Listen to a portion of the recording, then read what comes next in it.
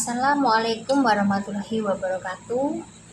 Kami dari mahasiswa Universitas Pangeran Diponegoro akan mempresentasikan kelompok kami, kelompok kedua, yaitu di mata kuliah Perbandingan Sistem Ekonomi dengan dosen pengampu Bapak Dr. Juni Iswanto SEME yang beranggotakan Ahmad Sultan Fatoni, Anin Syamita, Farhan Lutfi Abidin, dan Muhammad Wafiq Syahrul Ikram.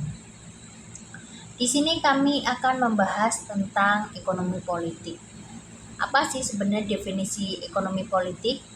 Secara umum, ekonomi politik dianggap sebagai disiplin interdisipliner yang menggabungkan ekonomi, sosiologi, dan ilmu politik untuk menjelaskan bagaimana institusi politik, lingkungan politik, serta berbagai sistem ekonomi seperti kapitalisme, sosialisme, komunisme, dan sistem lainnya yang saling mempengaruhi. Oke, untuk pembahasan selanjutnya, konsep ekonomi politik. Yang pertama ada asumsi rasionalitas yang berisi tentang teori permainan, pilihan publik, dan pilihan rasional. Yang kedua ada ekonomi politik internasional yang berisi tentang ekonomi dan kekuatan politik global. Pengetahuan ini bertujuan untuk memahami pengaruh kebijakan publik terhadap ekonomi. Struktur perekonomian Indonesia. Struktur ekonomi itu adalah gambaran yang mengenai bagaimana sektor-sektor ekonomi tersusun dalam suatu negara. Tujuannya adalah untuk meningkatkan kesejahteraan negara melalui pembangunan dan pertumbuhan pendapatan nasional. Ada dua jenis struktur ekonomi.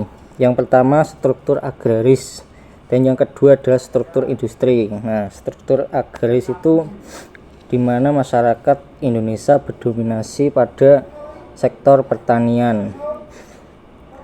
Makanya Indonesia itu disebut sebagai negara agraris karena memang masyarakat Indonesia itu kebanyakan bekerja sebagai petani.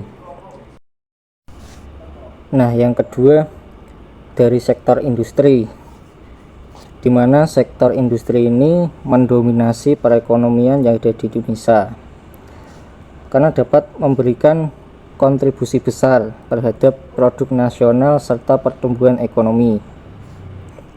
Selanjutnya pada tahun 1987 struktur ekonomi itu mengalami perubahan di mana sebagian besar penghasilan perekonomian negara itu dari sebuah lembaga keuangan, karena lembaga keuangan seperti bank itu semakin bertambah. Hal ini terjadi sampai tahun 1994. Pada tahun 1994 hingga 2019, bahkan sampai sekarang, terjadi industrialisasi dan globalisasi. Industrialisasi itu maksudnya perpindahan masyarakat yang sebelumnya berdominasi pada sektor agraris itu pindah berdominasi pada sektor industri. Tapi masyarakat Indonesia banyak yang belum siap karena dalam pembangunan industri itu membutuhkan modal yang sangat besar.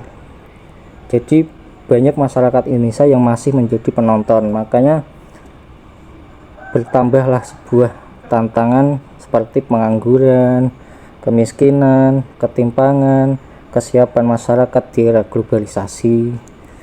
Pembangunan ekonomi Indonesia fokus pada investasi, infrastruktur, SDM, dan pemerataan.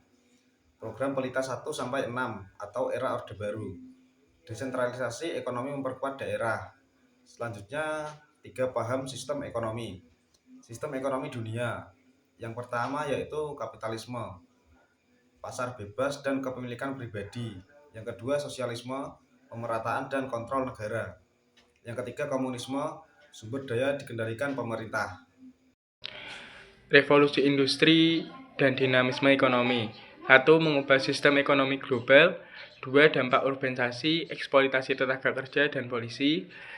3. Yakni respon Indonesia. Strategi Industri 4.0. Kesimpulan, ekonomi politik yaitu hubungan antara pasar dan kekuasaan. 3 sistem utama yaitu meliputi kapitalisme, sosialisme, dan komunisme. Yang terakhir yaitu revolusi industri dapat membawa kemajuan sekaligus tantangan sosial.